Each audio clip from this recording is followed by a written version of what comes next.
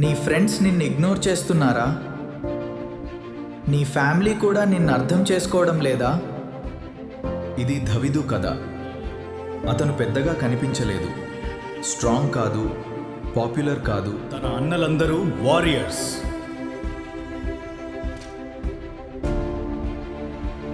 ఒకరోజు ప్రవక్త శామ్యుయల్ వచ్చి కొత్త రాజును ఎంపిక చేయడానికి వచ్చాడు.